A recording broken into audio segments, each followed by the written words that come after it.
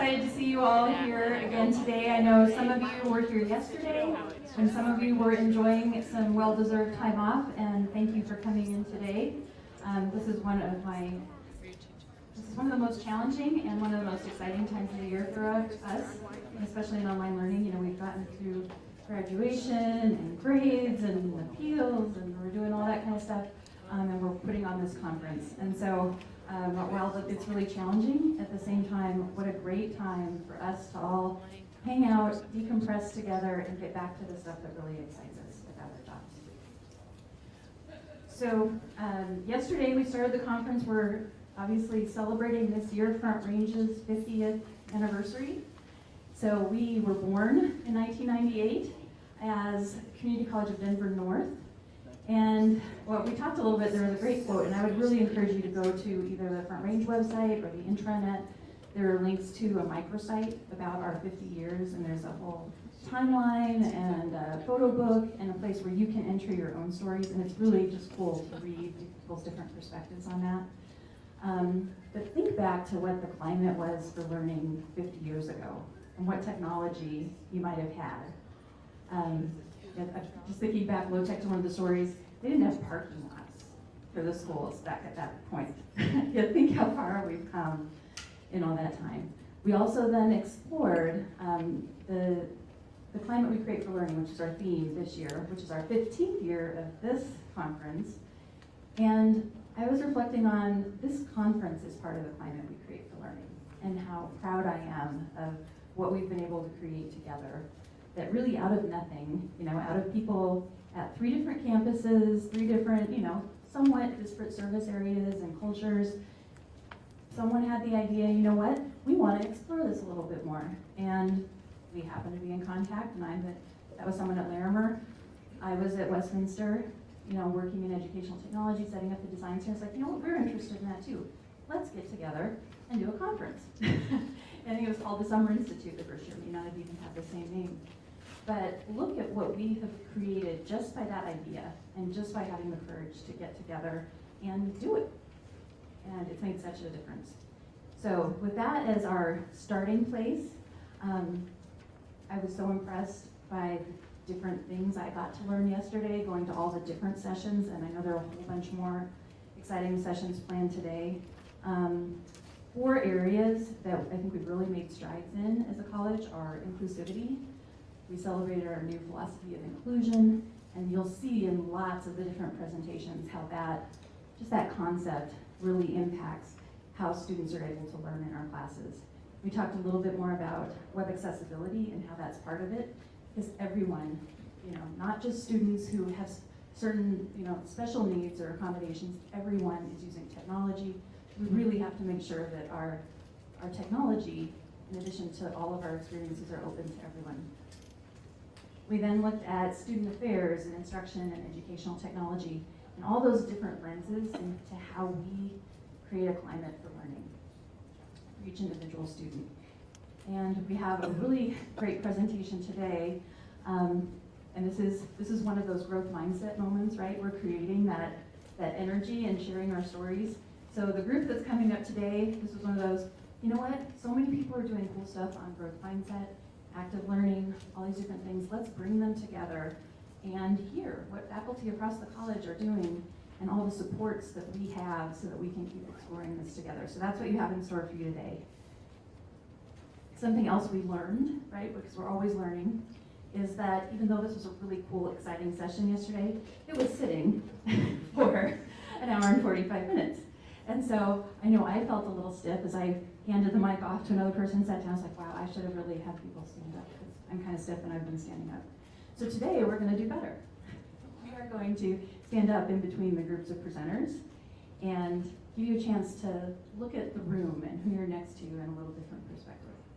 So with that, I would like to bring up our first group of presenters, April and Menzies and James Stevens, who will be talking about growth mindset.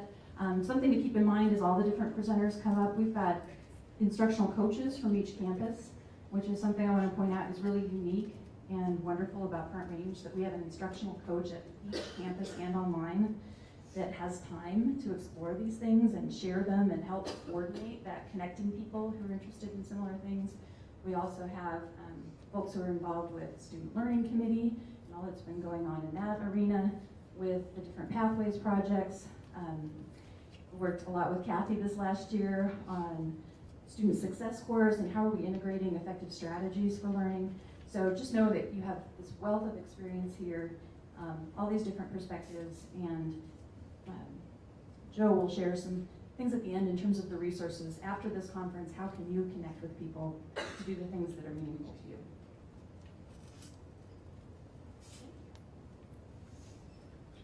Good morning.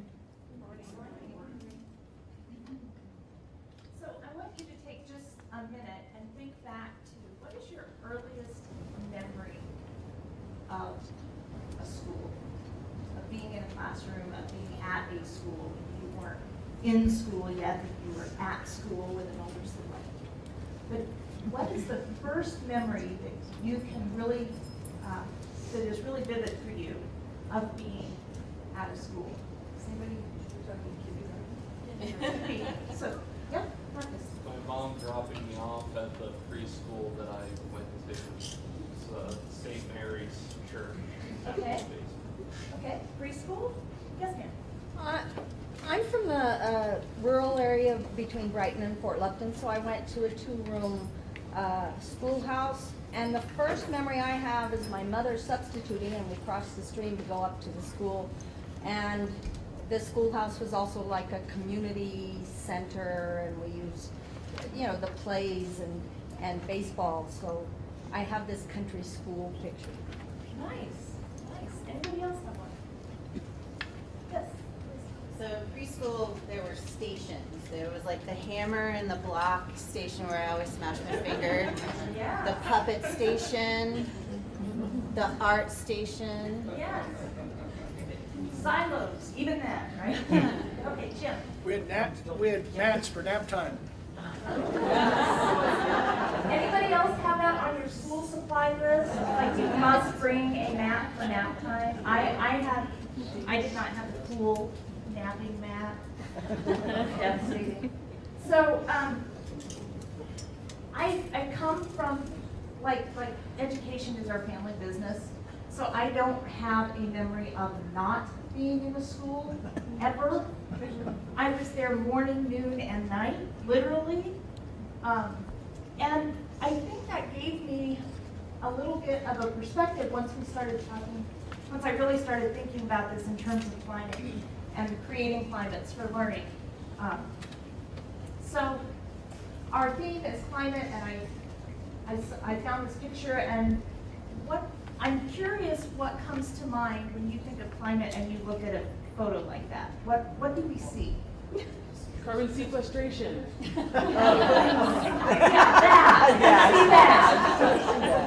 What was that word again? Carbon Can we go to sequestration. preschool? Does anybody, what else do we see? Trees. We see trees. Forests? Healthy forests. Yeah, we see lots of trees. We see abundant growth. And in those settings, those trees are so tight together there that they help one another weather storms so that they don't uproot. They grow together and they grow stronger together. And the other thing that this photo shows to me are all of the things that are happening underneath that we don't see. All of the smaller plants, all of the activity that happens beneath. And so that kind of made me think about our learning systems. So this is one of I have many favorite quotes about education, but this one really has been speaking to me lately because it says, education is not a mechanical system, it's a human system.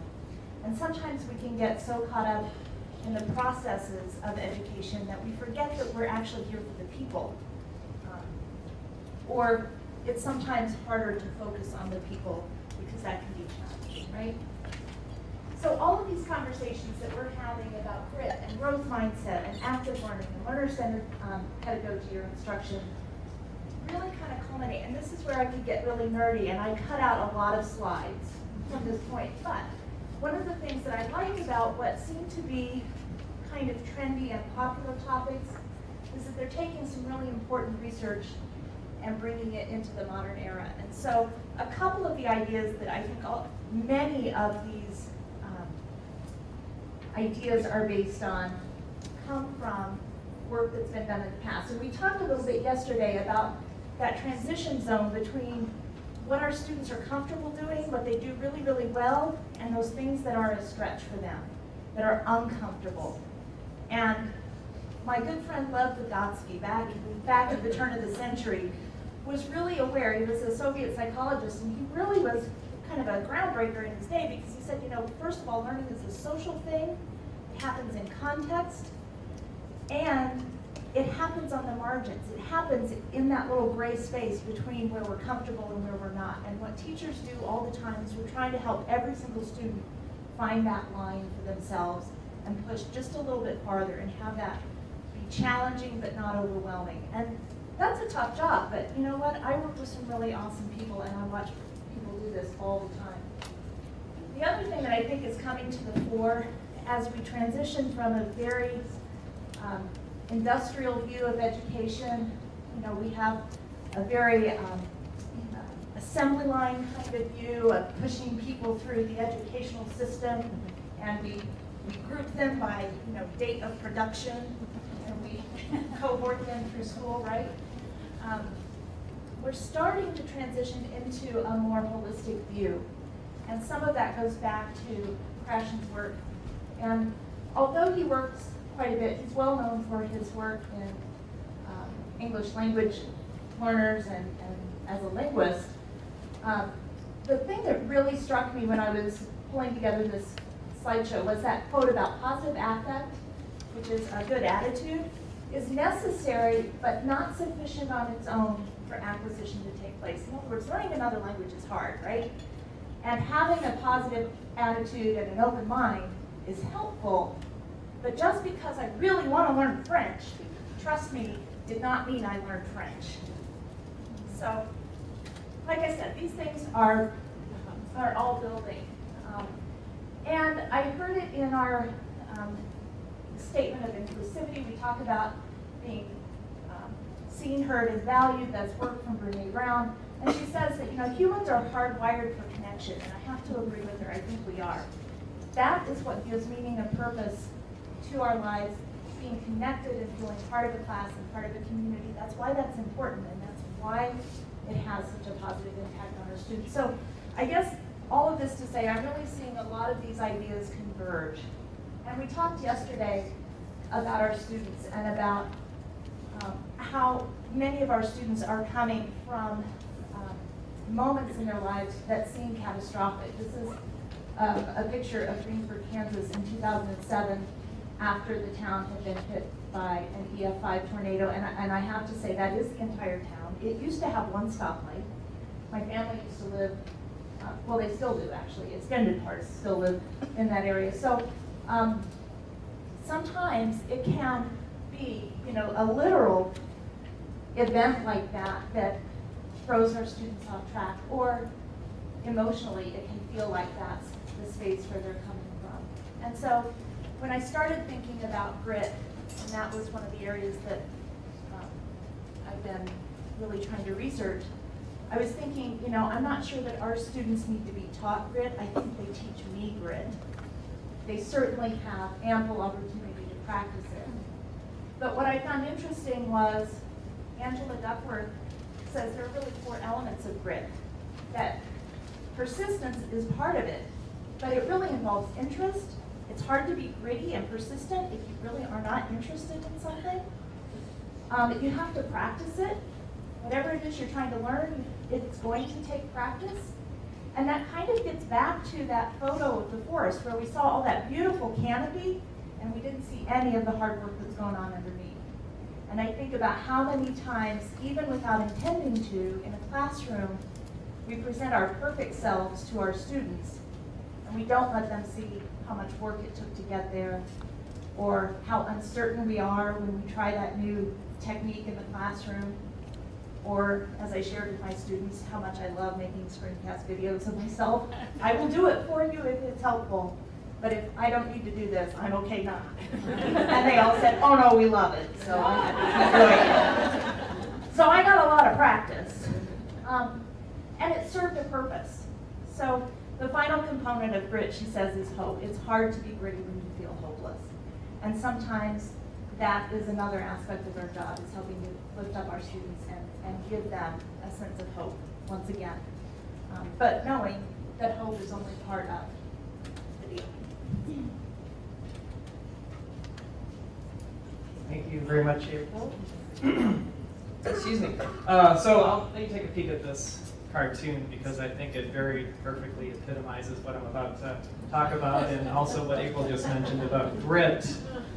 Just a beautiful thing when a cartoon can capture a message such as what we have here between Calvin and his friend Sally. So, Susie, sorry, Susie.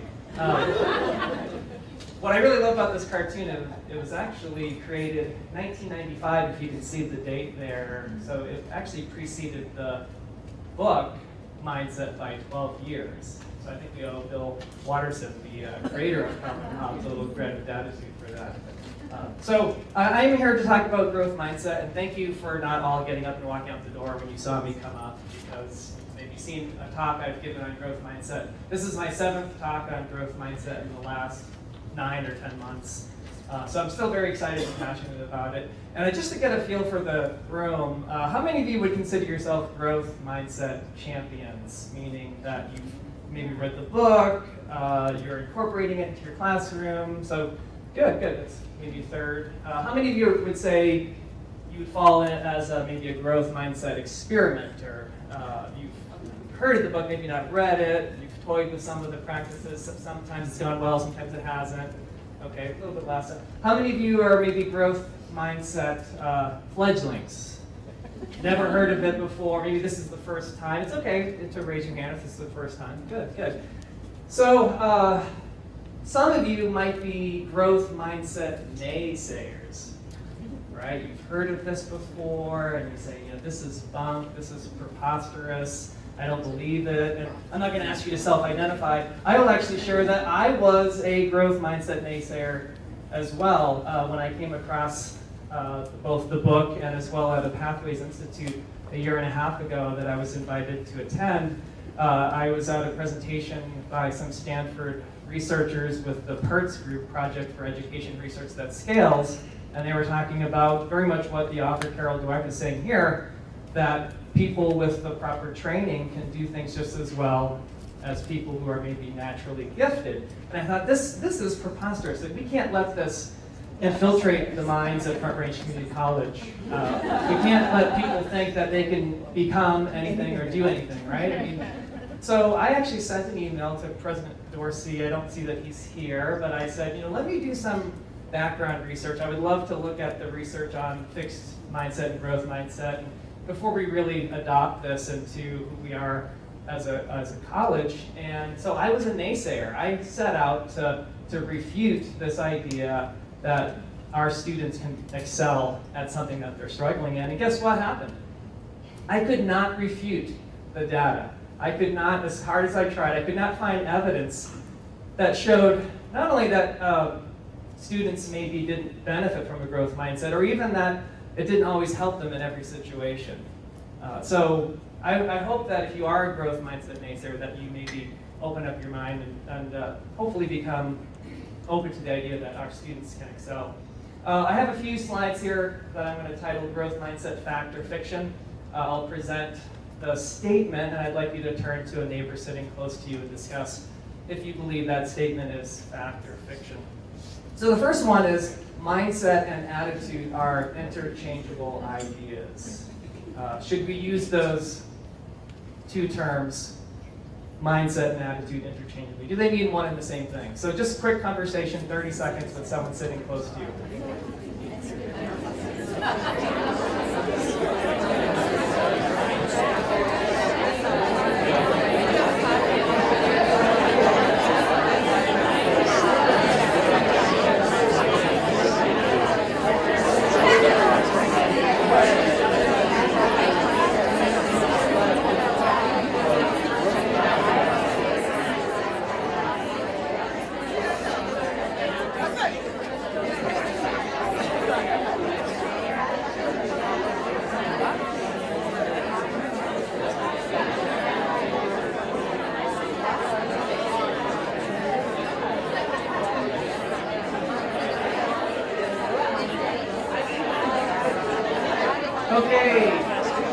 I was a little afraid there would be no talking, and then I remembered we're teachers and we love to talk.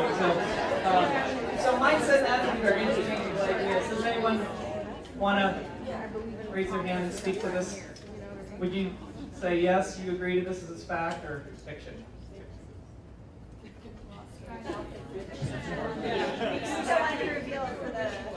Okay. So that's okay to be wishy-washy.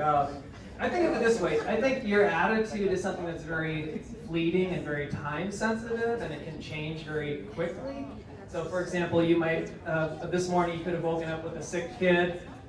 Because of that, you got a late start out the door. Maybe you got stuck in I-25 traffic getting here to the Boulder County campus. These are all things that happened to me this morning. So I had started off the day with a bad attitude, right? But I got here, and as you get close to the campus, you can see the snow-covered mountain peaks, and it gives you a sense of calmness. And then you hear all the wonderful things that we're doing from Tammy and April, and you see you're surrounded by all your peers. And you have changes your attitude, right? And so that my attitude might change 3, 4, or 5 more times today, like many of yours. But your mindset is much more deeply ingrained. And more specifically, your mindset is what you believe about yourself and your basic qualities. And it's very important because similar, you can make the argument to your attitude. We're kind of interpreting the events that are happening around us through that mindset. Okay, so right now, even though I'm speaking, you might be thinking about, oh my gosh, should I leave my curling iron on when I left the house? Right? It's my wife's. Thank you, Kat. I get a text from my wife every morning. Check my curling iron. Make sure it's turned on. Okay. I should have worn these shoes. My feet are killing me. Right? Or I can't wait for lunch. I can't believe it's only 10:30. My stomach's already growling. So we're filtering all these thoughts that we're having through that mindset. More specifically about education and intelligence, we're going to talk now about this idea of a fixed mindset versus a growth mindset. And as it applies to intelligence, it's also referred to as the entity theory of intelligence. And as I go through these next few slides, I really want you to think about a student that you had maybe this past spring semester. Picture that student's face, think of their name, because I bet if we really think hard enough, there will be many students who fall into one of these two categories. So a student with a fixed mindset, they believe that intelligence, whatever intelligence they have was given to them at birth, right? It's an inheritable trait. It's not going to change. It's fixed for their lifetime. So think about a student whose focus is on their performance and their outcomes. They have a high emphasis on the grade that they're going to get in your class, or the grade that they did get in your class. And not saying in of itself that's a bad thing, but it can be when that focus overrides learning and the process of learning. So these students will have a desire to look smart, although they may have some inner worries or concerns about their intelligence. To them, effort or grit is not a good thing, right? Because they shouldn't have to work hard in your class. If intelligence is something that they've been given at birth, it should come easy to them. So effort is very negative, fruitless, and this is something that the author, Carol Dweck, has called the low effort syndrome. So if there's a big exam or test coming up in your class, this student would be inclined to just read their textbook and go over their notes. Read their textbook some more and go over their notes. Now, I know there's several of you right now saying, yeah, like I would love my students to read the textbook and go over the sign my students up for the low effort syndrome, please. We know that there's more to academic success than just reading the textbook and going over the notes. These students will avoid challenges in your class. Again, if intelligence is something that I've inherited at birth, I really shouldn't be challenged at all. It should just come naturally and easily. So if there is a challenge, they will give up easily. They'll exhibit a sense of helplessness. So are you thinking of a student or students in your classes who have these kind of qualities? They will ignore even constructive criticism, which we're trying to help our students overcome, succeed in our classes, but all they're hearing is, if I was going to be successful in this class, it would have already happened, right? So why are you trying to help me? Because it's really pointless. They're threatened by the success of others. And oftentimes, if they fail an exam, their first they have two inclinations. They'll look for someone who did worse than them because it makes them feel better about their own poor performance, right? Oh, at least I did, I failed, but I didn't do as bad as this person. And then because so many of our programs are grade-centric, right? They really, the GPA is very important. One of the initial responses to students when they fail an exam is to do what on the next exam? Cheat, right? It's not to study harder. It's not to go back and work more. It's to, I need to get an A in this class. I need to get an A on this exam, so I'm going to cheat to get there. And their internal monologue is very much centered on judging themselves. And I have a slide here that shows some of the common fixed mindset inner monologue, or sometimes it's not always inner monologue. These are things that students will say to us in our classes. I'm either good at it or not. My abilities are unchanged. I can either do it or I can't. I don't like to be challenged. When I'm frustrated, I give up.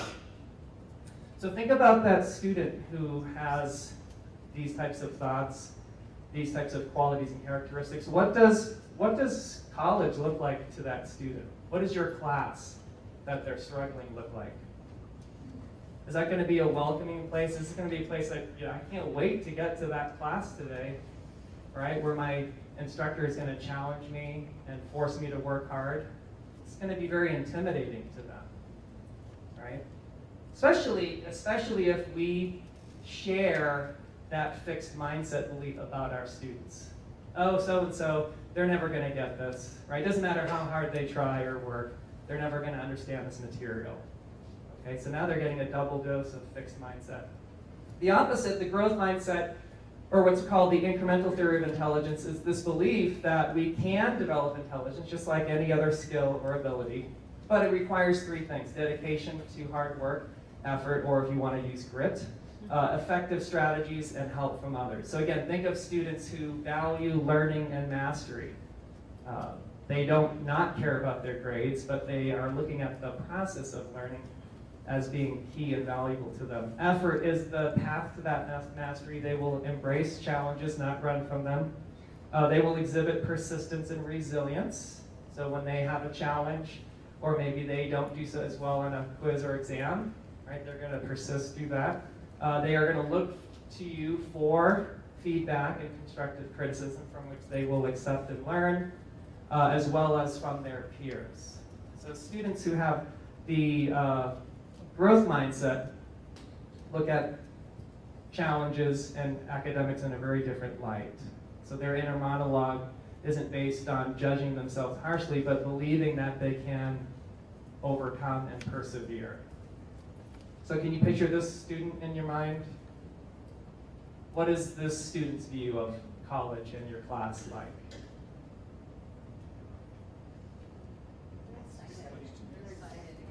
Yeah, excited to be in your class, right? Grateful.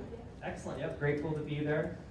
I don't mean to make too many blanket statements, but I find a lot of my returning students have this mindset rather than a lot of the more traditional students.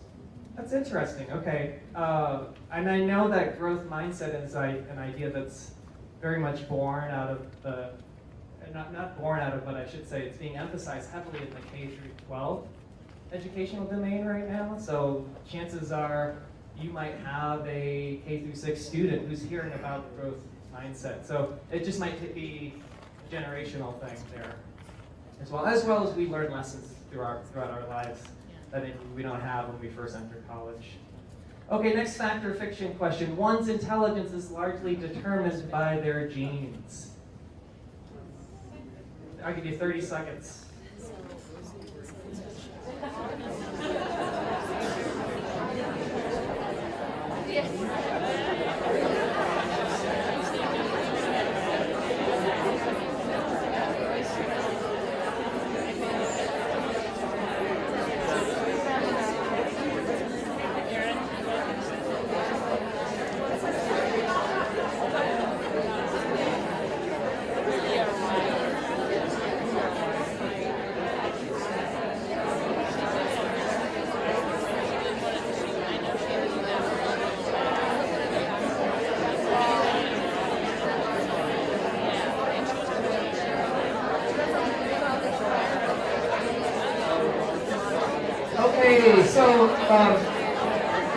Intelligence is largely determined by their genes.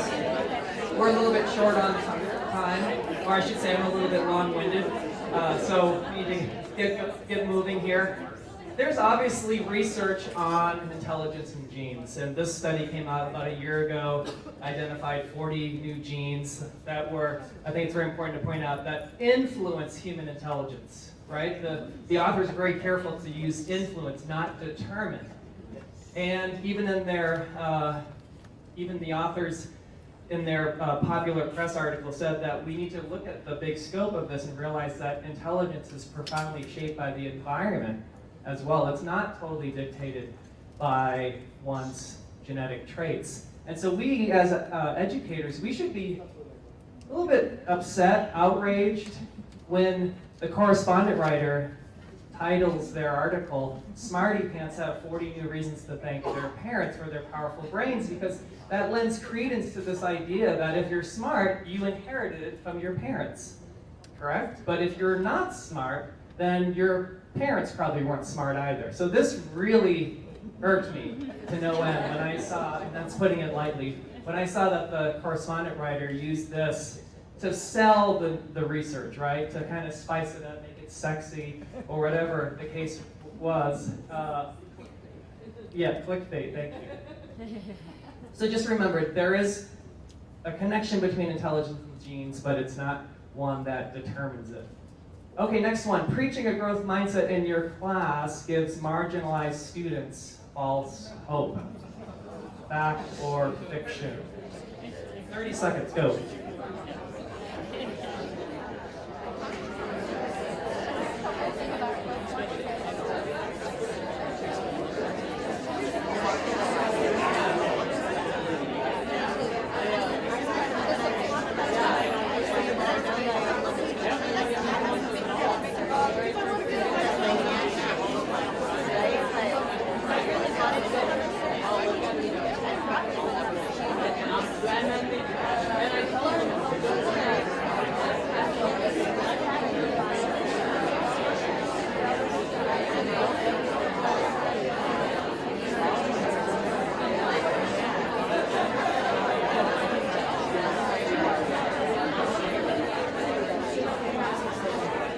Okay, I hope everyone's answer to that one was fiction. I'm hoping.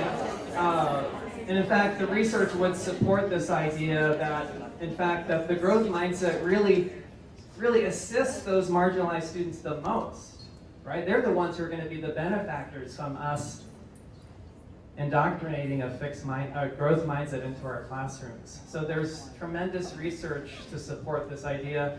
They've done research on Native American reservations, inner cities, schools with diverse populations, schools that have high percentage of low-income students, special needs students, English as a second language students. This stuff really works, and I'm not going to go through all the research slides I've done in past talks, but if anyone would like, I can provide the references for that.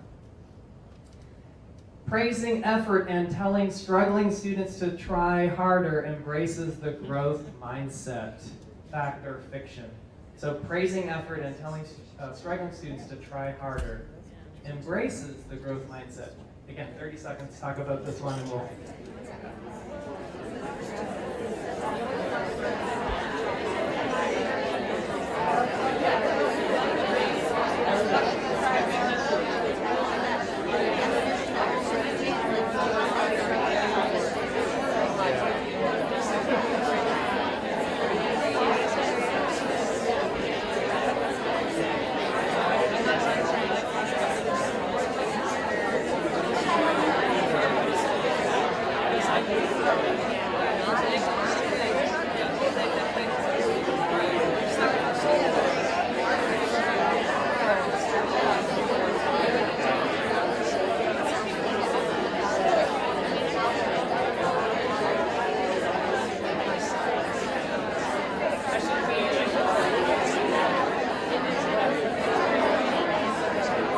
I was just accused of being crafty. I was just told this is a trick question.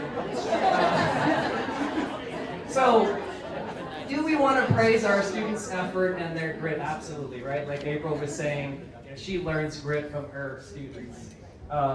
Is that always necessarily enough? Does it really fully embrace the growth mindset? Not always. And I'll show you reasons why. So these are fixed mindset teacher comments that we might make. And I think there's some reference to math class there, but fill in the blank with whatever class you teach or class that you know that students struggle in. Not everybody is good at math, just do your best, that's okay. Maybe math is not one of your strengths. Again, we're not picking on math instructors or the math subject. Don't worry, you'll get it if you keep trying. Great effort, you tried your best.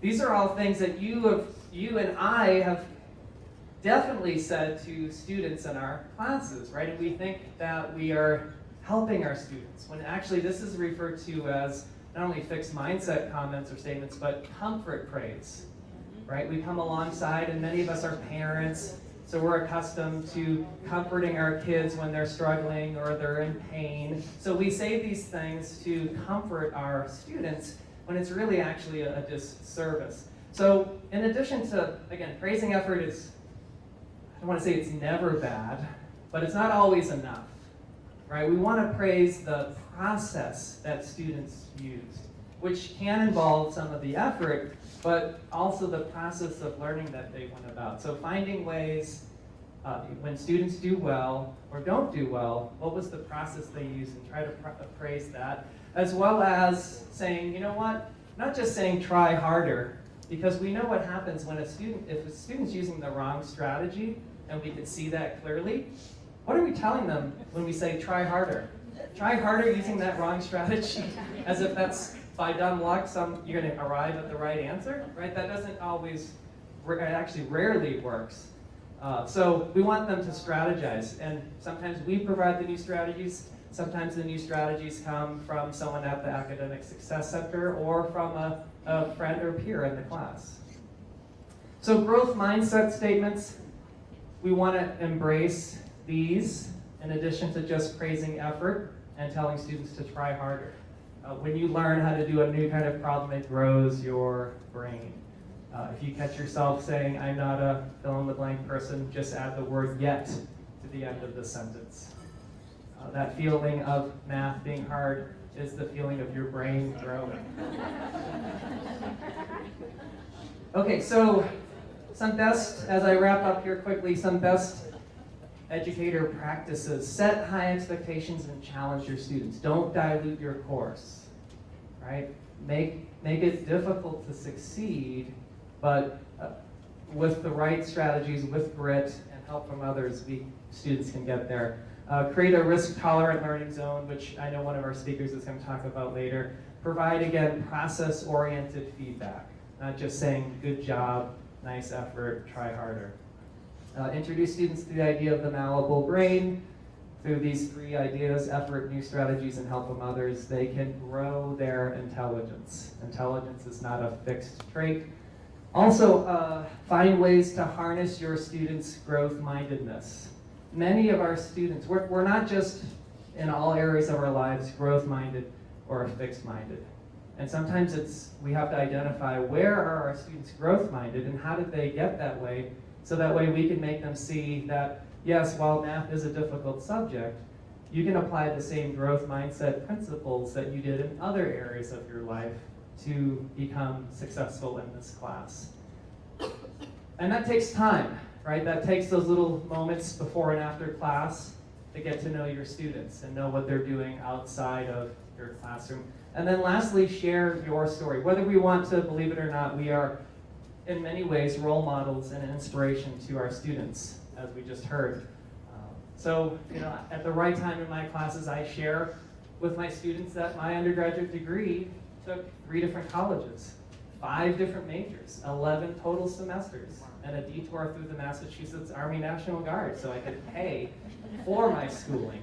Okay, and so we have stories, very powerful stories. I'll share another one with you. We have, within our own ranks here at the Boulder County campus, we have an instructor in the math department who started out, went back to school as a non-traditional student, started off in a math class that would be equivalent to our 050, so very elementary math class, has gone on to since take 27 more math classes, achieve a bachelor's, master's, and now is ABD for a doctorate in math.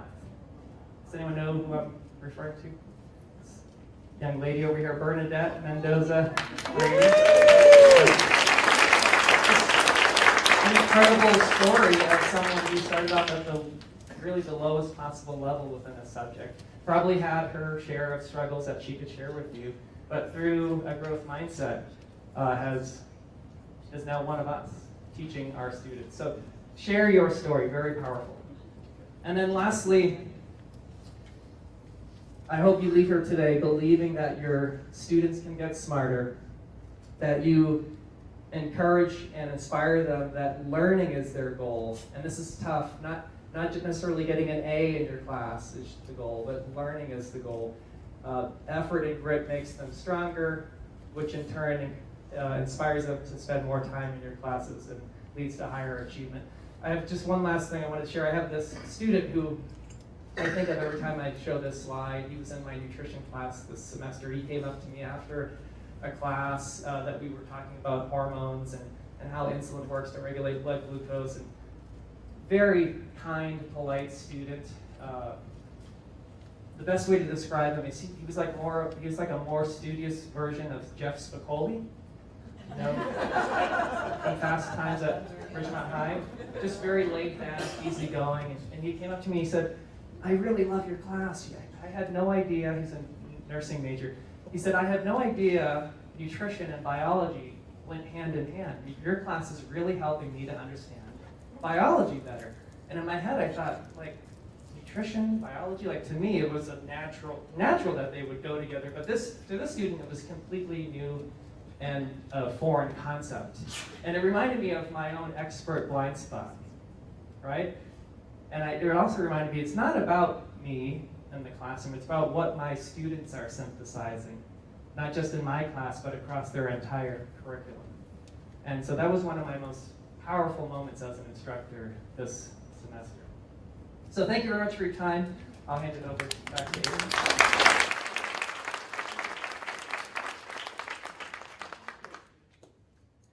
So, rather than keeping up with all the lovely PowerPoint slides that I made here, I'm going to speed this up a little bit.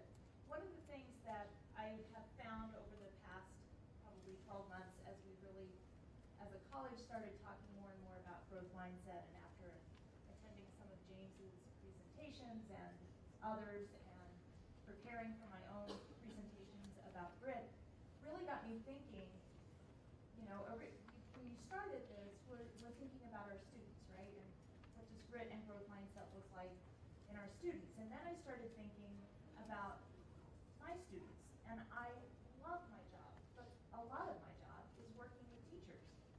And then I thought, oh, wait a minute, I'm a teacher. What does that mean for me as a teacher and as an education leader?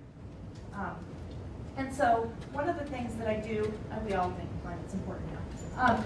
I want to leave you with this quote that I came across a few years ago that really resonates with me even more now. And basically, Ken Robinson is saying that, you know, education is not a system of command and control, which a lot of us, when we start teaching, we're very worried about keeping control of our classroom and having enough material prepped and knowing all of the answers to all possible questions that could come our way, and I don't want to look like an idiot. And technology will invariably make me look like one. But it's really, our responsibility is really climate control, and it's really creating those learning environments in which our students feel safe enough to grow. And where I have set my class up, and I've really been thoughtful to create the opportunities for them to grow.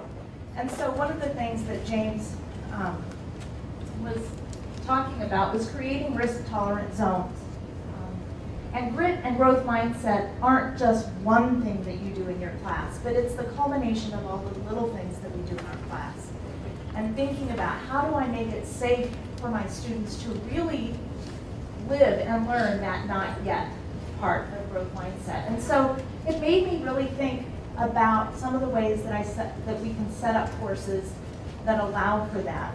And I will not go into all the details. If anybody wants to talk about those, I would love to. I will tell you HOTS means higher order thinking skills, lots lower. Most of you most of us know that. But I had a colleague one time that told me, I let my students retake exams. And when I do teach in the social sciences, you know, I have my unit exams, I have my summative exams, and they were fantastic, and I thought I was doing a great job, you know, having a great learning environment, because I had twice as many opportunities for my students to show me what they knew about anthropology as my professors gave me. I got 2 chances, that was it, right? I thought if I've got 4, I'm doing great, right? And this person says, no, I let them take them more than once, and I'm like, why in the world would you do that? It was completely foreign to me. And she said, because I've had students tell me that if I take the exam once and I vomit, I forget about it, I don't care about it, I just move on. If I have the chance to take it again, I'll look at what I didn't learn, I'll go back to my textbook, I'll go back to my notes, and I'll try to do better the next time. And I'm thinking, isn't that what I'm aiming for? So it was kind of an eye-opening way of looking at things when I started flipping that and saying, how do I make this environment, this climate, the most conducive to learning? And with that, I'm going to hand it off to Jan. Thank you, Rachel and James, for your research and your passion and your perspectives. So now, I want everyone to take a little breather here, right? You've been staring at the front, looking at our climate, our environment from one perspective. Stand up, shake a little bit, and then I want you to turn to your right and just look at the wall. Look at it. Take a few deep breaths, shake it out. What does the environment look like from this perspective? All right, think about who you see from this perspective. And then when you're ready, go ahead and sit down while I invite up Kathy Menon and Catlin Keenan to talk about how can we welcome our students in.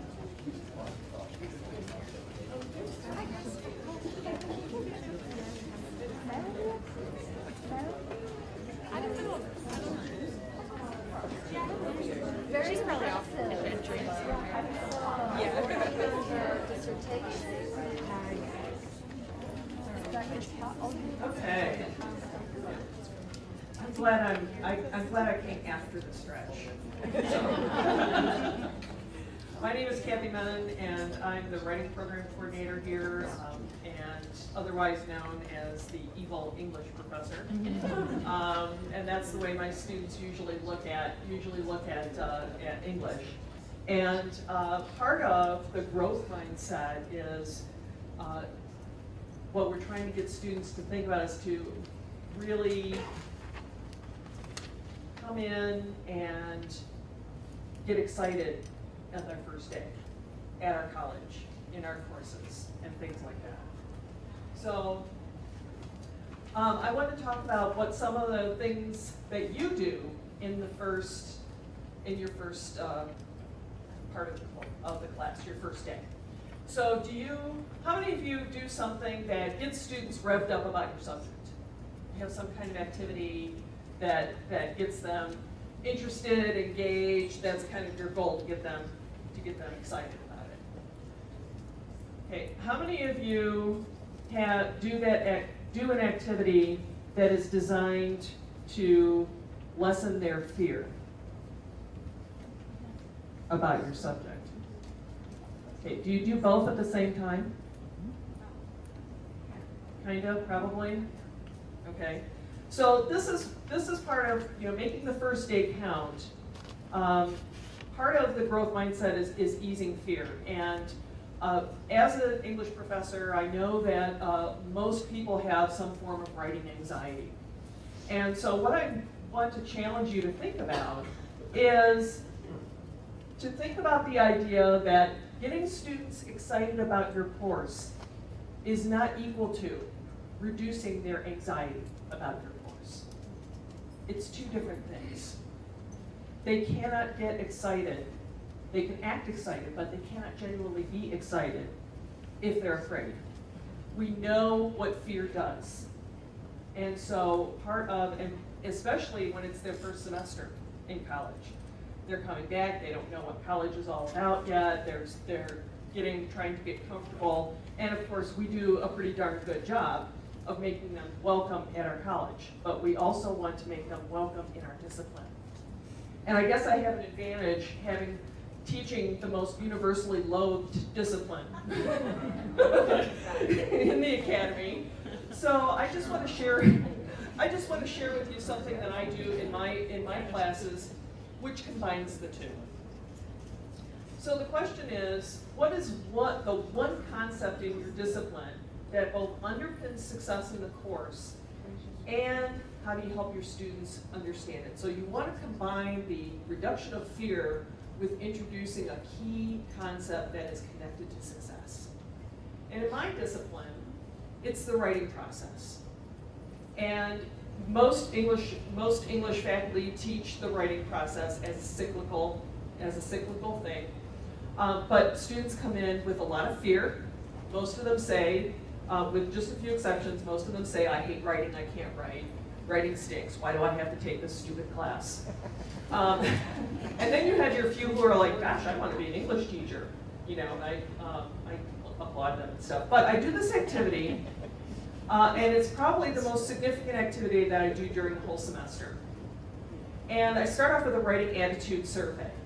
And what it's really designed to do is to uncover myths about writing. And most students have bought into a series of myths about what they think writing is or should be or is not, or how they expect to perform in the class. Then I have them piece together their own writing process. So, and have them compare it to their colleagues. So then they see that the writing process is different for them, for somebody else, and also that they have agency over it. That's probably the most important thing. And so by the time we end, they not only have an idea that the writing process is something that is a part of them already, that is the key that they can use to improve their writing and to reduce their writing anxiety. So I also use that opportunity to establish myself to them in my role as writing coach instead of writing taskmaster. And the feedback that I get from the students at the end of the semester is, first of all, I didn't know that writing was a process. I actually found that I liked parts of it, and you made me feel a whole lot better and more confident about myself as a student and my ability to generate and create and express ideas. So my challenge to you as part of the growth mindset is to find and try to combine that way of getting your students excited about the course and the material, but finding that one concept, that one idea that is a part of your discipline that can help them be successful in that course. And I'll turn it over to Catlin.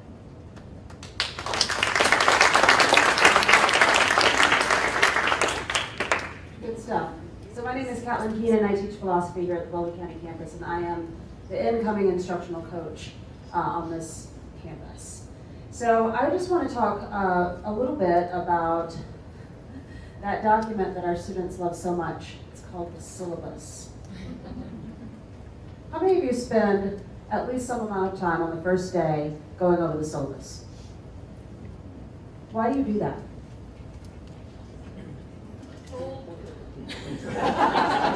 Who told you to do that? Department chair. Really? What kind of gives an overview of the class? Does it? The rules. Kind of. You might have a better syllabus than I do. So I'm a philosopher, so I have to ask questions. I am going to offer just a few sort of things to think about, and then I'm going to show you examples, two very short examples of different syllabi. Okay, so how many pages long is your syllabus? 30, 70, 98. Yeah, so here's the thing.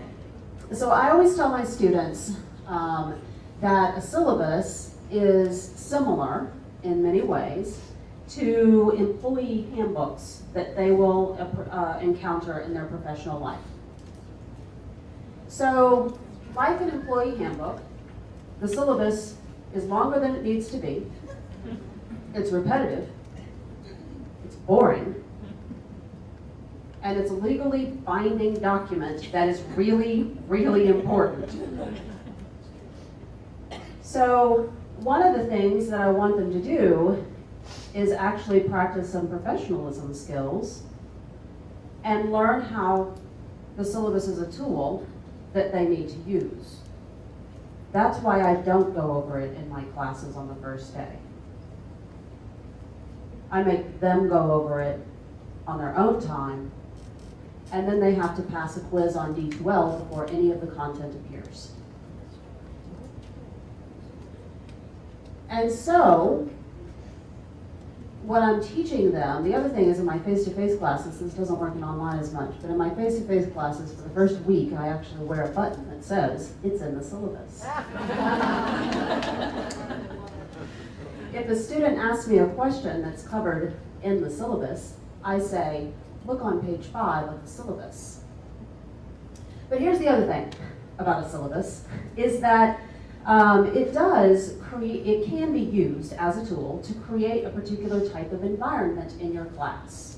In addition to offering all of that legal information, all of the information required by the state, by the college, and then by me as an instructor, the syllabus can also set the tone. We can make our syllabi more exciting than employee handbooks. Actually, we could probably make our employee handbooks more exciting too, but that's not my job. So what I'm going to do is I'm going to pass out a couple of examples. So I have 20 copies, which means that you need to make friends with a person with a copy. And so in groups of 3 or 4, and what you're going to get is you're going to get just 2 sort of excerpts, one on each side of the page. Does that make sense? So 2 just brief examples of different approaches to syllabi. All right, I'm going to pass these out.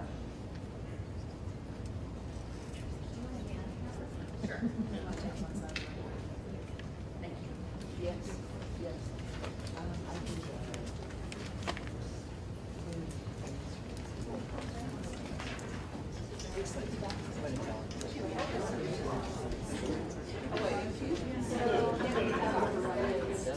So find a person with a copy. She has more.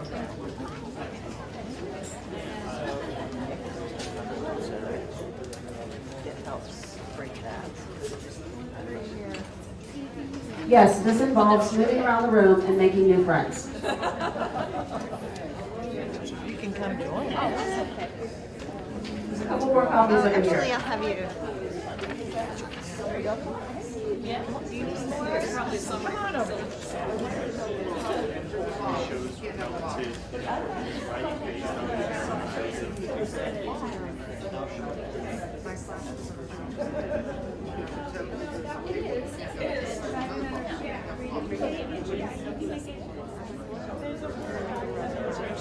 Well, there's 2 different ways. There's 2 different syllabi things. So just what you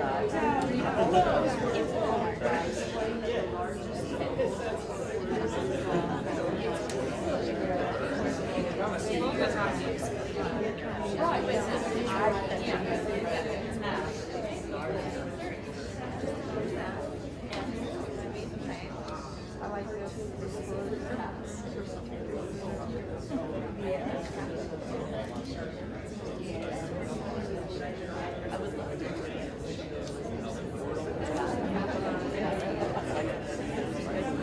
Can you read it?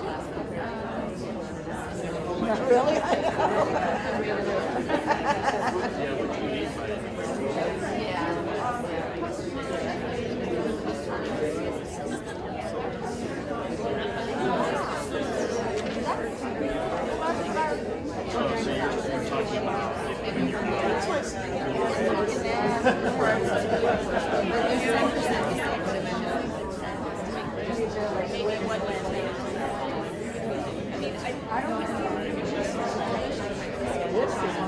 This is the only thing that's a little bit of this. And this.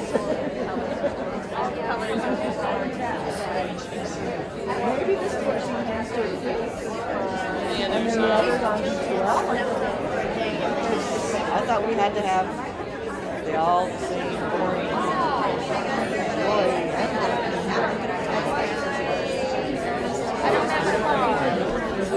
Yes, but there must be a syllabus.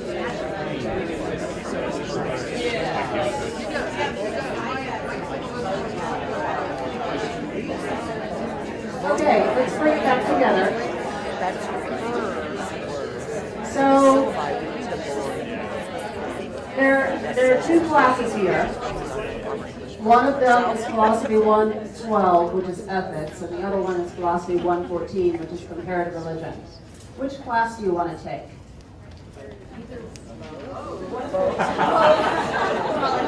It says you're the bomb. It should be both. Y'all have a biased opinion. Y'all want to learn everything about everything, which is great.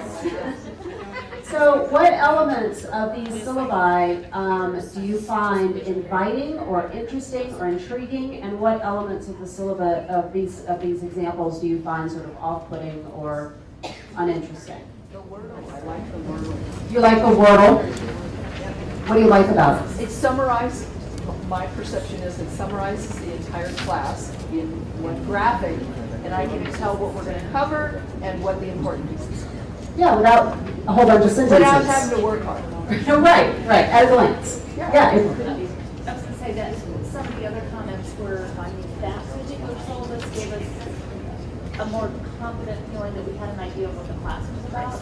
Whereas the other one, you were still really questioning and anxious for some anxiety about whether or not this was the class.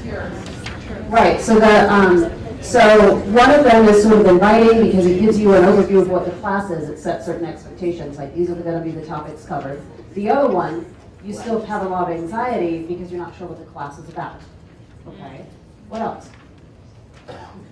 One looks easier than the other. One looks easier than the other.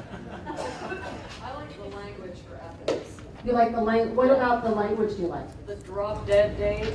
Oh yeah, the drop dead date, And the little signs, the intolerance will not be tolerated. I like So the that. graphics. And the ally, yeah. Yeah. Yeah, and so graphics, say what? It has more attitude. Yeah.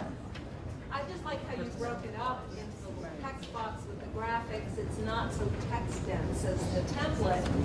And when I need to go get that information, I will go to that syllabus. But this gives me, for either one of these classes, I think it gives me good information. And so breaking things up. So the other thing to keep in mind is that we have the ADA requirements for all of our documents, which I think is great. But here's the thing, the ADA requirements don't prohibit you from using color.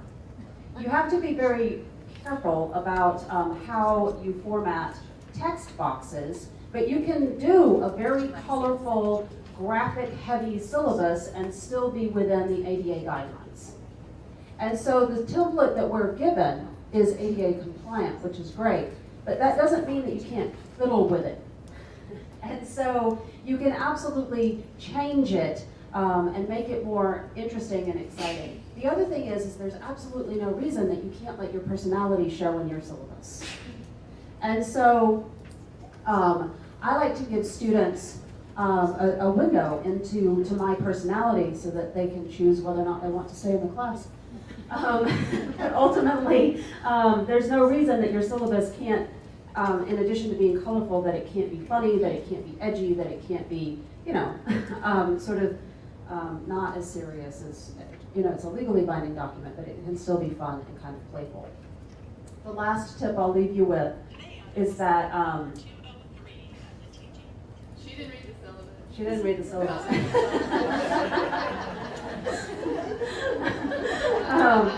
So the last tip I'll leave you with is that while in online classes you do need to have a document that is your complete syllabus, that's 35 pages long or however long it is at this point, the other thing that I have done, and this is completely fine according to college policy, is that you can break your syllabus up into multiple documents. So here are the three that I use. College policies.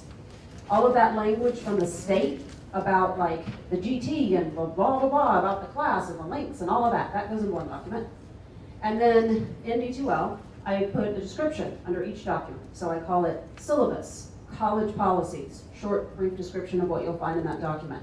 The next one is syllabus course policies. That's all of the my policies on late work and how the grades break down and all of the information about the different assignments. That goes in that.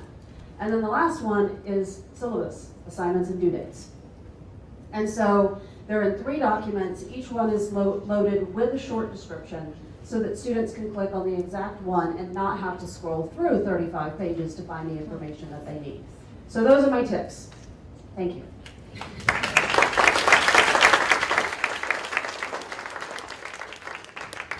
Thank you. So, some great tips for getting things started off on the right foot. Whatever side you turned to last time, turn to the other side. Take a breath. Don't forget that. One trick I heard is you can breathe out. If you breathe out as much as you can, your body will naturally relax. Because that's a signal that if I'm breathing out, I must be relaxed. It's okay. So then you'll automatically breathe in because you're out of air. So that's a little tip for you. Look at that wall. How does the room look like from that perspective? Who do you see now? Who's next to you? Let's take that moment. All right, wiggle a little bit. Okay, next up, we have Allison and Carrie and Eric who are going to share with us some of their perspectives on, now that we've gotten started, how do we keep the momentum going in the class through the types of feedback that we do? Yeah, you're okay with me going right now.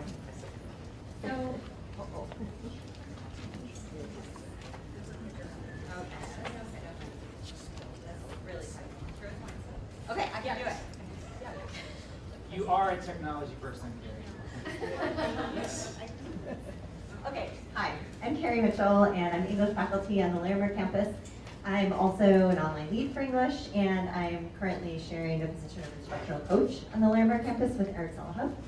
And I think of myself as like the testimonial person here today, like, here's my story, and hopefully my story will support the things that you've heard already about growth mindset. So what I'd like to talk with you about is how I experienced the growth mindset as the parent of a 5th grader, and how just profound that experience was for me, and then how I took the time to reflect on that and think about how I really owe my students that same kind of care and attention that I saw my own daughter getting. So I'll just start by saying that I have a 12-year-old who really struggles with math. And it was clear to my husband and I since kindergarten that she struggled with math because she was a very happy little kid and math would make her cry in kindergarten and 1st grade. And it's been a struggle all throughout her entire elementary school experience because she comes home with homework, as most kids do, and the homework's supposed to take about 15 minutes, but it usually takes her about an hour and a half. And it's not pretty because there's a lot of crying and there's throwing of pencils and there's stomping upstairs and there's you don't get me, you don't understand, and door slamming. Our house is otherwise very happy, and so this is really traumatic to our whole family. And I feel like my husband and I are smart, compassionate people, and we're like, why can't we help her with this? Like, she won't let us help her with this. So it's kind of a trauma spot in our family, math. Sorry, Joe, and other math teachers, but it's very traumatic. And so I was really surprised in 5th grade, when she was in 5th grade, this is a year ago, and she came home and said, I can't wait for you to see my math test, Mom. Like, words I never thought I would hear come out of her mouth. I can't wait for you to see my math test. And I was just like, speechless. Okay, yeah, let's see your math test. So she went, got it out of her backpack, and she brought it up to me. And this is it. I actually have it right here. So Stephanie, tell me what grade you see. 34.5 out of 54. So what is that, the percentage? 64%. She got a 64%. She was beaming. And so she's like, here you go. And I looked at it, and I was kind of expecting better than a 64. I was like thinking maybe an 80 or something like that. I mean, call me crazy. But I didn't know what to say because I found myself really caught in an awkward position because I was looking at this failing grade. 65 is minimal passing, right? It's a failing test score, and she's just got the biggest smile on her face, and she's like, yay me.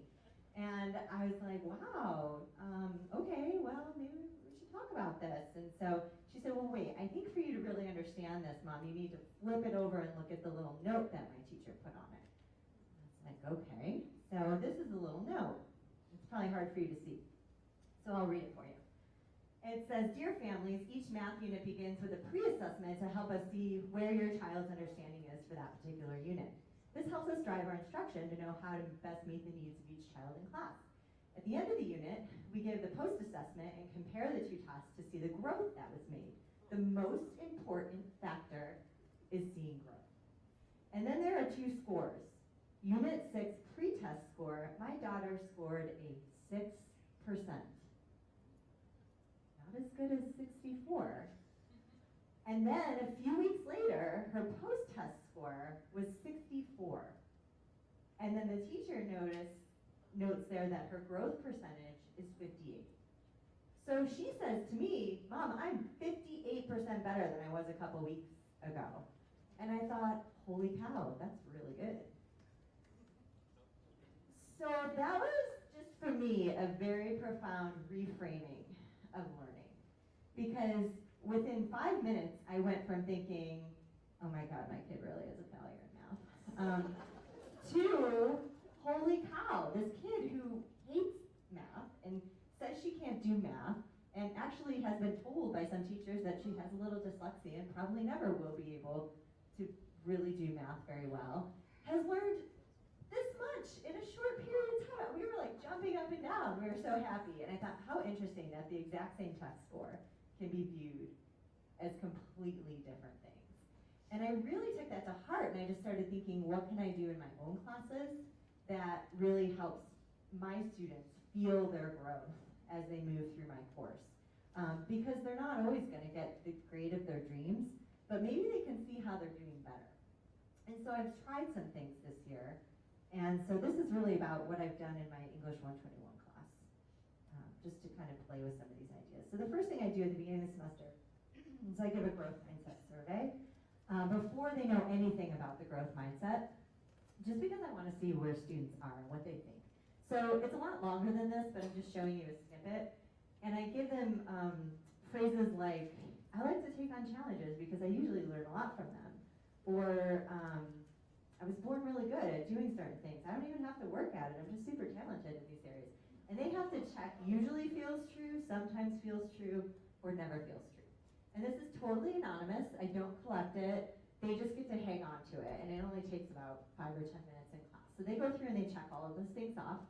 And then we just kind of set that aside for a little while. And the next thing I do is I actually share with them, because I don't expect them to go read Mindsets, it's a long book. I share with them Carol Dweck's 14-minute Stanford talk. I'm not a huge fan of her TED Talks. I think the Stanford talk is a little bit clearer. So it's a 14-minute talk. We watch that. Because we start with academic summaries in English 121, I ask my students to summarize it. And that way I know that they're really understanding what she's talking about. They spend time in class comprehending the ideas. They get really excited about this talk. They find it, they just really come alive and they can relate to it so well. So we spend some time on that, and they really start to feel like they understand all of the stuff that James was talking about earlier. And then I go back and I give them these statements again, but this time, rather than asking them to check what they agree with, I ask them to identify if these sound like growth mindset statements or fixed mindset statements. And they work together to do that. And then I ask them to look back at the survey they did and say, assess your mindset. Do you think you're mostly a growth person? Do you think you're mostly a fixed person? They do some personal writing around that to try to figure out, why am I reluctant to take a risk? Or why am I afraid of my math class? Or they try to kind of dig deeper into their own feelings about learning a little bit. We also talk about mindset triggers. I think James mentioned this earlier. People don't cleanly fall into growth or fixed mindset buckets. It's not like I'm growth and you're fixed. We tend to have situations that trigger a fixed mindset.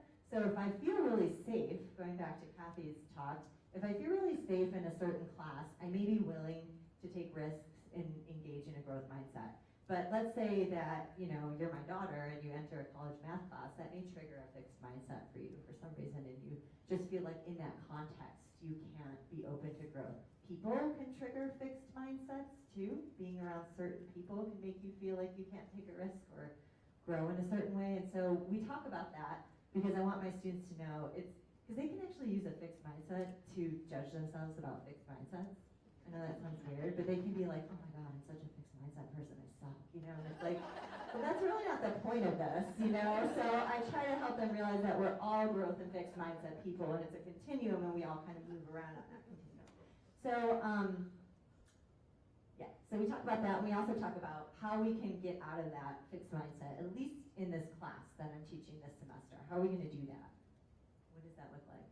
So, because one of the things that, let me go back. One of the things James talked about before, not today, but in the past, is he said one of the biggest problems or errors that occurs with growth mindset is that teachers will get up in front of class and very enthusiastically talk about this for like one day, and then they'll like do everything that doesn't reflect the growth mindset for the rest of the semester. And that's really confusing to students because they're like, wait a minute, we thought you thought this, and now everything else that you're messaging is clearly the opposite of that. And so I really had to ask myself, if I'm going to talk about this and we're going to watch duet, like what am I actually going to do in my class to reflect these changes so that my students can feel the growth mindset? So one of the things I've done is I've moved to required revisions. As English teachers, we always love the idea of revision, but honestly, when you're teaching 5 essays a semester, you oftentimes just don't have time. You don't want to see those papers again. You're moving on to the next ones. So I've scaled back the number of essays I teach. I don't teach 4 or 5 essays anymore. I require 3 of them, and 2 of them have to be revised. Students must revise them, so they're forced to see their growth, because they do get better. I've made some changes to the rubrics that I use. So language, instead of saying things like no evidence, I try to use more DWEC phrasing, like for the lowest score, I put not yet. And so that just lets the student know that I think you can do this, maybe when you revise it, but not yet. I've also added an entire row to my rubric so that I can actually give students points for the revisions that they made. So in addition to them just getting a higher score because their essay is stronger, I can look at that student whose paper is still a 64 or 78 and say, yeah, but I'm going to give you some credit here because you worked really hard to bring that up from a 52. So, you know, I can still put in some points for that, and I think that that has really helped to reward the hard work that they're doing. I'm also going to start using this at the end. I haven't done it yet, but starting in this fall semester, I'm going to do exactly what my daughter's teacher did. I'm going to show them on their final paper, here's what you get. Here's what you would have gotten if I had graded that earlier version. Here's how many percentage points you've shown growth with, and let's focus on that growth. So I'm just going to steal that away from my daughter's fifth grade teacher. So here are some things I've noticed since I've started implementing these things in my class. My students are visibly relieved and also motivated. They get really excited when we start talking about this stuff. They feel like, okay, I now can take ownership over my learning in a way that I never have before. They feel confident and valued when they see themselves improving regardless of the grade. I mean, I had students earning C's in my class who were skipping out of the room on the last day because they were like, wow, I really learned a lot this semester. And I was like, that's not usually what I see my C students doing. They feel the sense of accomplishment from the growth. And also what I loved, my favorite thing, was that my students started taking ownership of the growth mindset language. They started having conversations about it when I wasn't even part of the conversation. So I walked in one day and one student was telling the one, you know, I think that's a fixed mindset. You might want to try this. You know, the other student was like, you're right, that is a fixed mindset. I should catch myself. You know, and it's like, whoa, this is weird. So I just loved it. So they felt very empowered by that. So I found it really worthwhile. I definitely don't consider myself an expert by any means, but I've been trying it, and so far I really like it, and I'm really enjoying getting to see my students' growth, and it's changed how I look at my students too. I used to come into class and say, in the second week, I can tell you who's going to get an A. I can't do that anymore, because I believe in the other students in a new way, and so I think it's really changing how I come across to my students as well. So I'm going to end with this. 2 weeks ago, I got an email, totally out of the blue, from my daughter's 6th grade teacher is a different teacher that she had last year, but I know that this teacher has been trained in growth mindset pedagogy as well. So here's what the email said. Hey Mitchell family, I just wanted to write you a quick note to celebrate Addie. I'm grading our most recent math units quiz, and Addie got every single question right. I am floored at how hard she works in math, especially knowing it doesn't always come easy for her. She doesn't seem to get discouraged. She works hard during class, asks questions when she needs help, helps her peers in class when she can. I could go on, but I just want to thank you guys for the support you give her at home. We don't give her any support at home. And thanks for sharing your awesome daughter with Polaris. That work ethic and kind heart is going to take her places. So anyways, I just ask you to think about we started by talking about teaching as people, right? And that it's not the mechanics, it's the people. So it really is. And I'm one of those people who's been deeply affected by this kind of mindset approach. So thank you.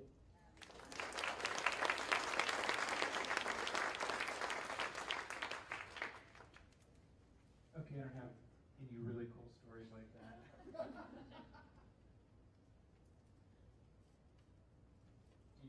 to keep talking? No, I'm good. So I'm just going to take about 5 minutes to follow up on a few things we've already heard, offer a few other thoughts. I was pondering all the different things I could talk about today related to growth mindset, including a whole bunch of things you've already heard. And I changed everything I was going to do when I was working out this morning. So I decided to make a connection. Carrie and I have been talking about active learning. We're running the Active Learning Institute. And I was just really realizing that growth and fixed mindsets fit in really well with this idea of active learning. Active learning is the idea that students really can learn when they do the work, right? That learning is an active process. And this active learning paradigm is probably best understood, in a nutshell, just by comparing it to the traditional or old paradigm, which is the transfer of knowledge paradigm, which is what's happening here, right? I'm talking and you're listening, and I'm in the middle of a big presentation, so I don't know if you're going to remember any of this stuff anyway. But if we don't really believe students can learn, then there's no point in doing active learning, right? Active learning works the same reason that we want students to have a growth mindset. They actually can learn. They can learn because learning happens in the brain, and we all have brains. And that's actually where learning is happening. That's where memories are formed. That's where your neural networks are becoming more robust. Ideally, when you actually recall things, it's because they're in your memories. Students have brains too, and they can learn. Learning is a process, and it basically works the same way whether you're learning to juggle, ride a bike, give a speech, learn math problems, learn to write. It's all about what's happening in your brain, of that actual physical process of neurons forming. And you got to pay attention. There's got to be something there to learn. And then you form memories, and hopefully at some point you can actually recall. At least for me, that's when I know someone has learned something, when after the class, 6 months down the road, in the next class, at some point, they can actually recall those memories and use that knowledge in some new context. That's what learning is, and one of the things I found the most interesting when I was looking up the evidence, so thanks James for covering that. I'm a philosopher, my name's Eric. I teach philosophy at Larimer. I'm an instructional coach. One of the first things I did was actually look at the research. I didn't want to end up in a situation like a lot of us did with something like learning styles, where 20 years later, we all believe in learning styles, and then we realize that there's no evidence for learning styles theory. I hate to break that to you, but there's no evidence for learning styles theory. It feels right, and I was talking to Carrie, growth mindset feels right, and so, I don't know, I was almost hesitant to look up counter-arguments. But as James pointed out, there is actually quite a bit of evidence for growth mindset.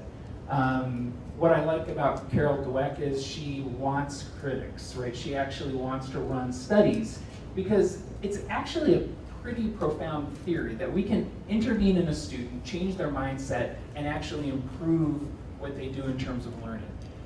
And the research is ongoing. And maybe we'll find out how effective interventions to help change mindsets are as we move forward. But the evidence so far is pretty compelling. You know, brains work in a certain way. I don't think we've talked about what is actually, you know, Perks, Stanford, they actually give an intervention to students. I'm not going to talk about everything about what it is, but more or less, it is information about how the brain works. If you actually tell students how their brain works and how learning happens, that's one of the things that actually starts changing a student's mindset. You know, the person who does the work does the learning.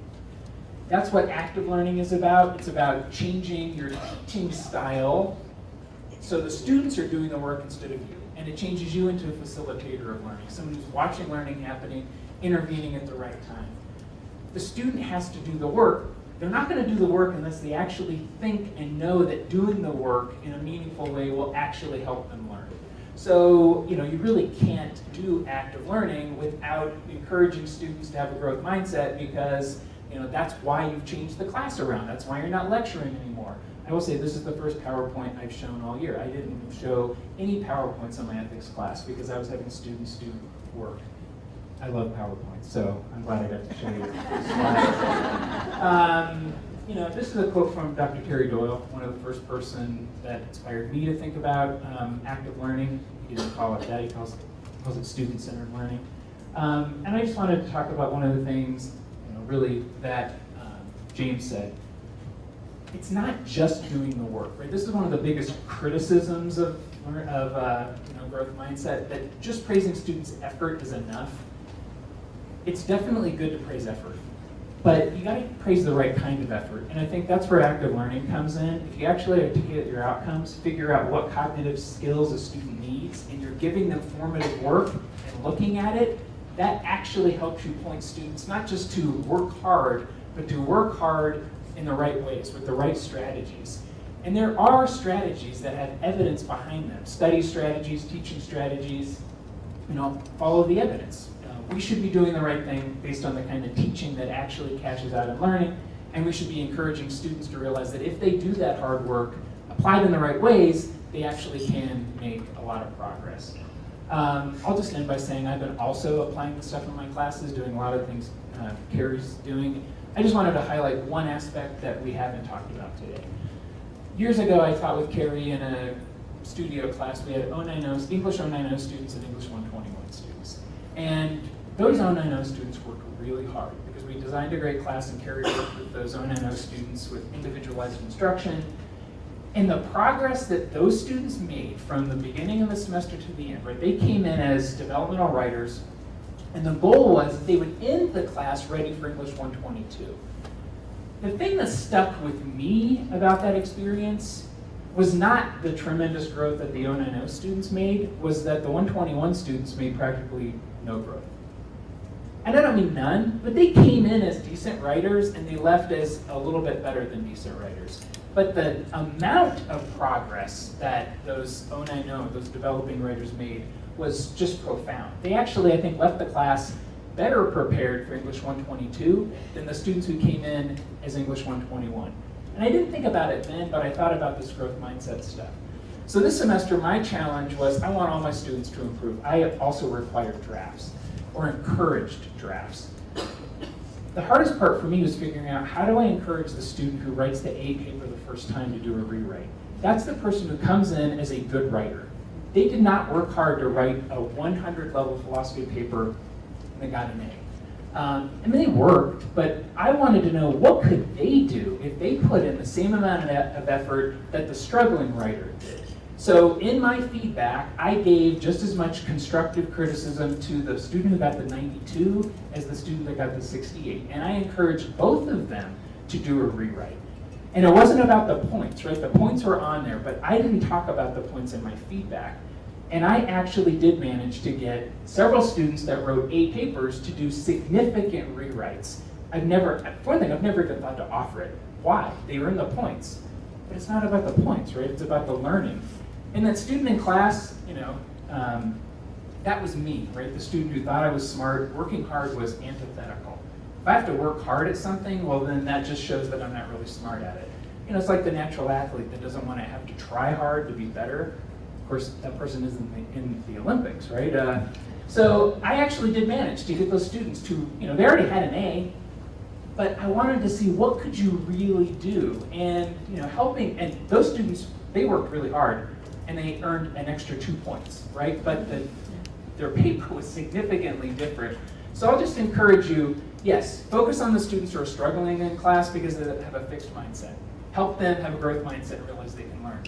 But pay attention to your quote-unquote smart students, right, who come in smart because they may be really afraid of making any mistakes. How do you help those students who are smart in 100 or 200 level class actually meet their potential?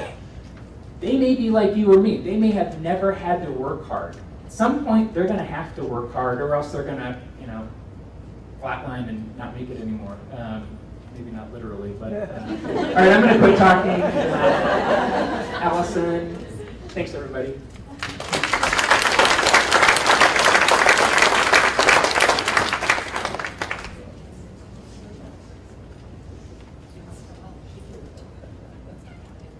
Do you want to move?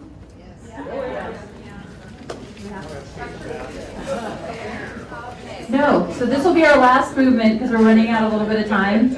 You feel free to move subtly whenever you need to during the rest of the sessions. But right now, I want you to move bigly. I want you to make huge, por favor, yes, huge movements, right? Any way you want. The trick is when you're stuck, you need to change something. Change your environment. Move. Do what feels good to you. Talk with someone. Feel better. And we are here. And I need to say thank you for indulging me, because as we came up with this idea, we had so many people I wanted to hear from, and they told me, you have way too much on this list. What are you doing? We need to cut this down. And I was like, no, there's so much good ideas. I want to hear from everybody. So this is all me, and I am so inspired hearing everyone, so thank you.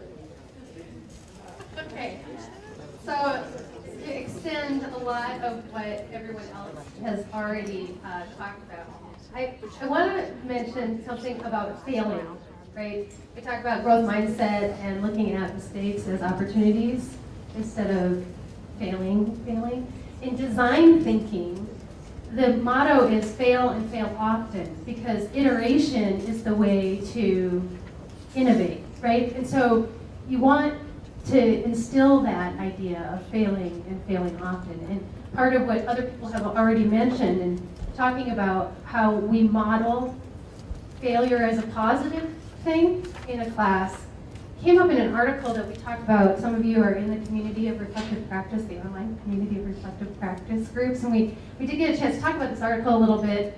It's an article from the New York Times, and it's called On Campus, Failure is on the Syllabus. And so, like Caitlin was saying, it's okay to even mention that. I expect you to approach failure as an opportunity to learn in this class. And I will tell you when I have used failure as an opportunity to learn as an instructor. So this article kicks off with an explanation of a fall orientation at Smith College, and then again at final exam time, where all of the screens in the building were projecting these quotes from students and faculty. I failed my first college writing exam as a student, or a faculty member contributed stories too. I failed out of college, sophomore year, flat out, whole semester of F's on the transcript, bombed out, washed out, flunked out. I drafted a poem called Chocolate Caramels. Is this a literature faculty who noted it has been rejected by 21 journals. ... So far. It's the not yet piece, right? So far, you still have hope, that grit, that I'm gonna keep submitting to publishers, because maybe I'm working with an editor and I'm getting better at it. So this idea of failing forward or iterating is at the heart, I think, of what a lot of growth mindset is really about. And so I'm just gonna lead you through some practice, because practice is part of active learning, to reframe the language that you're using to promote this growth mindset, because it is the way we set that climate and that belief set. So first, turn to a partner, and it may be hard to see this, so I'll just read it out, and you can just talk about what's most pertinent to you here. Your growth mindset story. Describe that challenge you faced in learning a new skill or knowledge or practice. Why did you take it on? What motivated you? Did you feel discouraged ever? Did you have that little nagging voice in the back of your head that said, don't give up, this is ridiculous? If you did, what did you do to have that grit and persevere? Did you make those mistakes along the way, and what did you learn from them? And who was there to help you? Who cheered you on? Who encouraged you? Who supported you? How did it help? And did your success help others in any way, and how? So go ahead and turn to a partner and describe that moment, that challenging moment.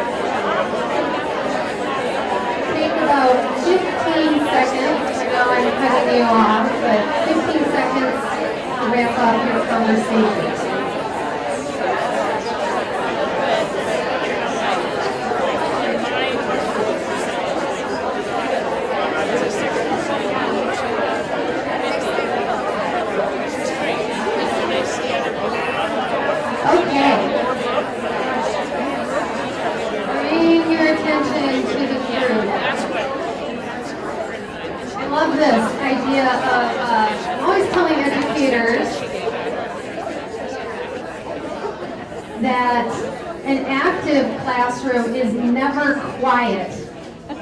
So thank you for really engaging there with each other.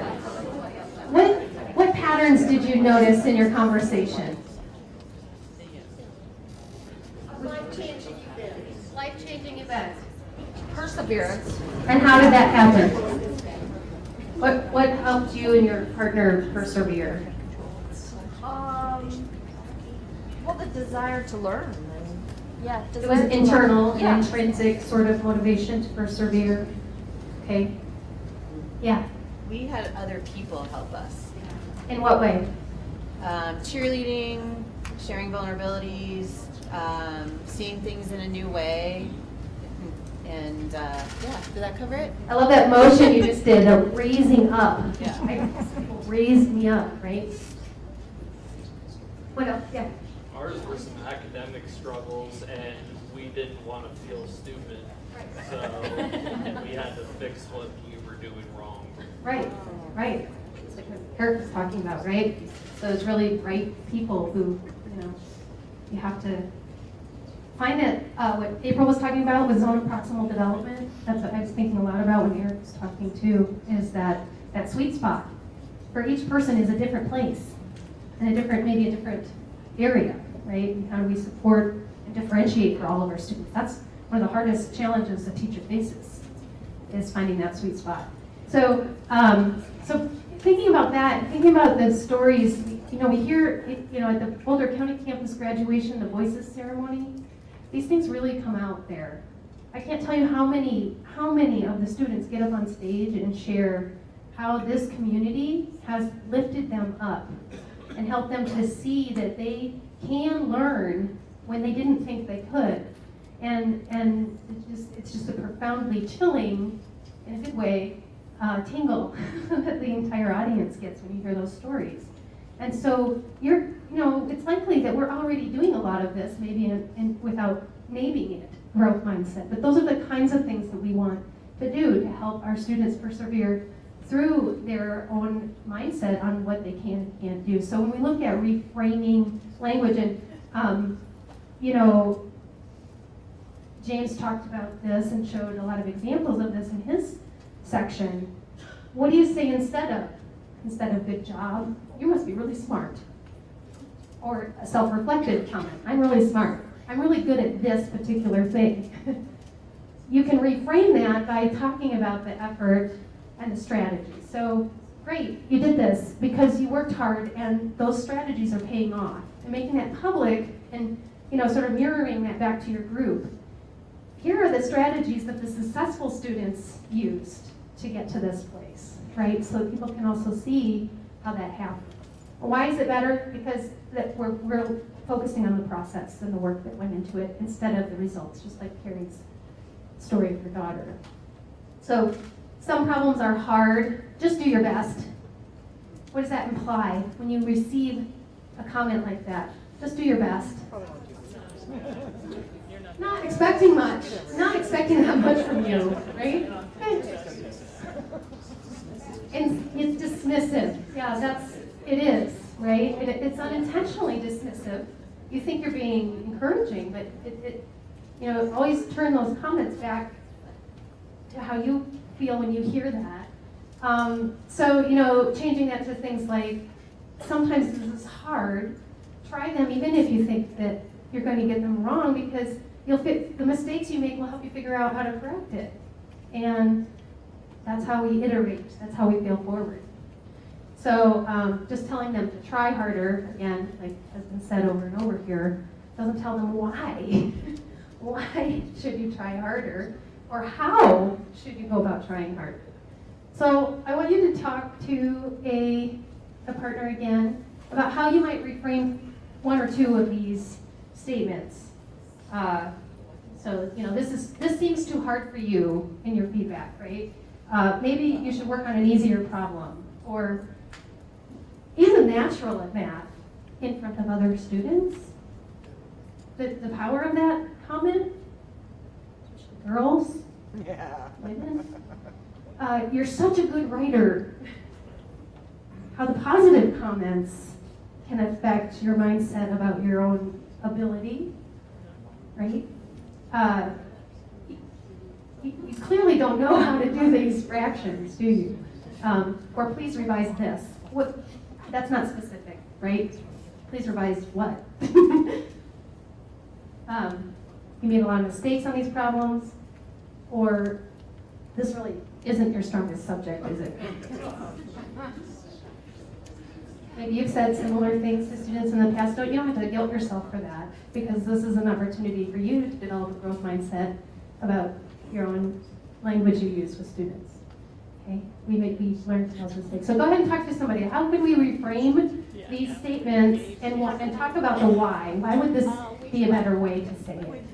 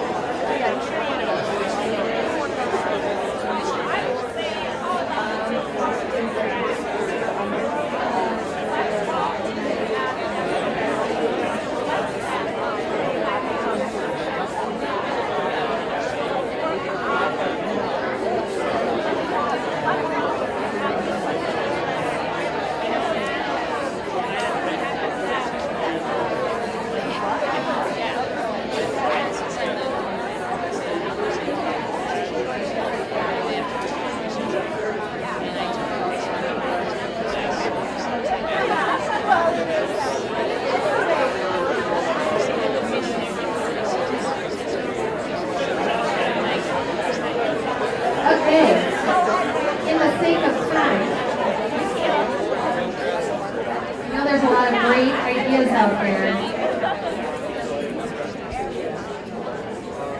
This makes me think of assessment, right? I'm an early childhood teacher, so I'm going to do what I do with little kids. Stop, look, and listen. When your hand goes up, your mouth goes. Did you teach middle school? Yeah.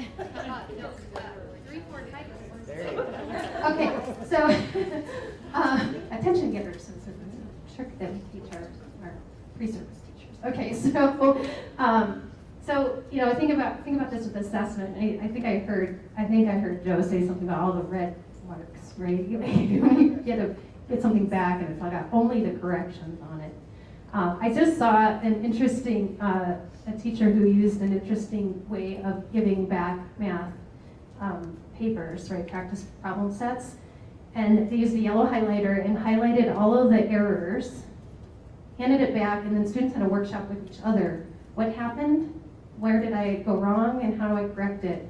And a lot of the in the video, there's a great video of it, and you see the students like even just teacher walking around, sort of tutoring, and the students looking up and saying, "Oh, it's so obvious to me now when I look at it." So no grade, no percentage, no calculation of right and wrong, just an opportunity to correct the mistakes and the errors. So think about those kinds of things. Hopefully you got some good reframing language with each other. So I'm just going to pose 9. I'm going to send you out some of these scenarios to think about. However, we're doing these, but we do have these growth mindset scenarios that will help you sort of go a little more deeper than just the statements, but just to think about these settings and how we often run into these same types of scenarios and how we might take that as an opportunity to turn it into a growth mindset learning opportunity. Thank you.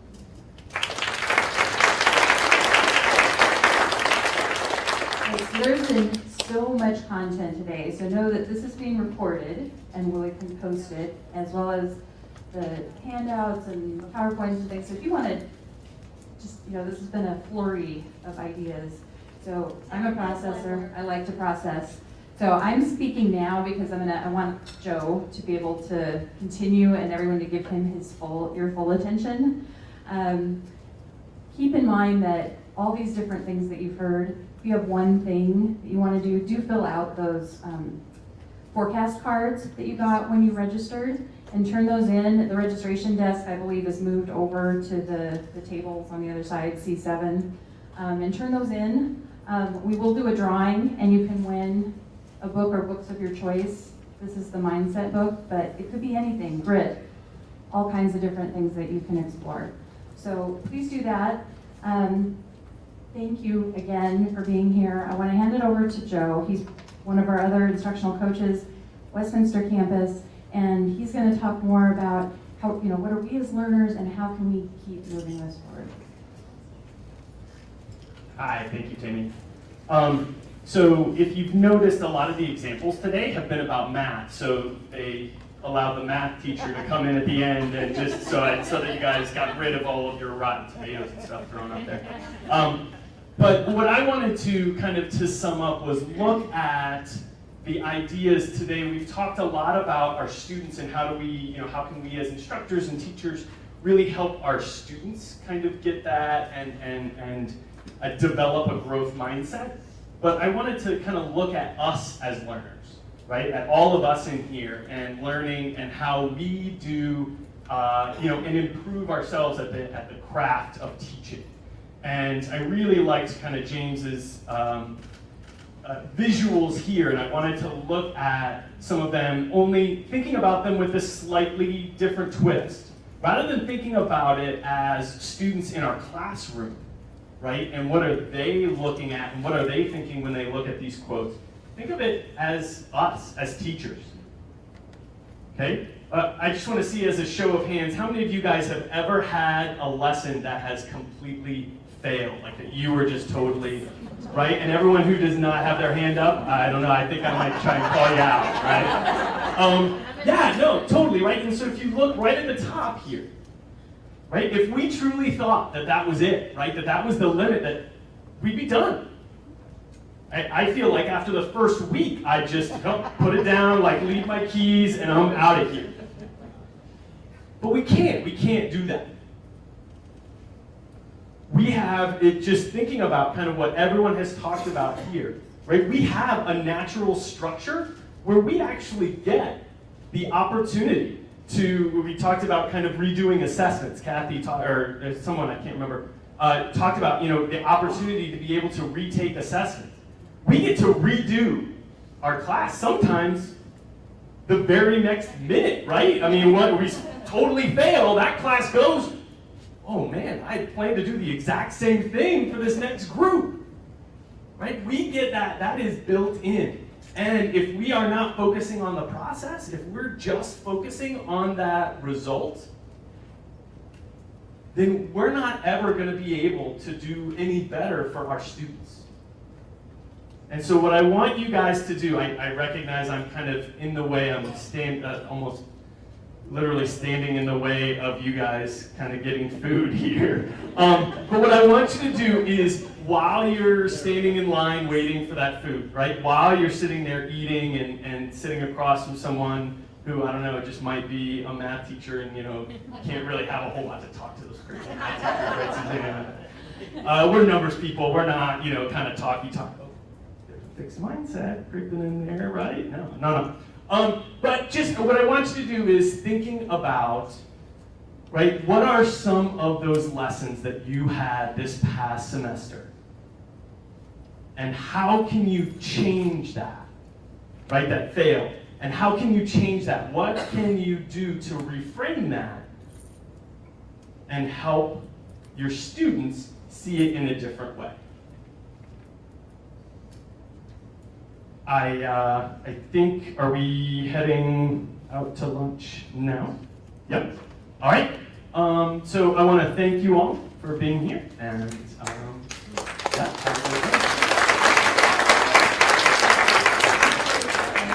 Thank you all. Thank you for creating such an amazing climate for learning here.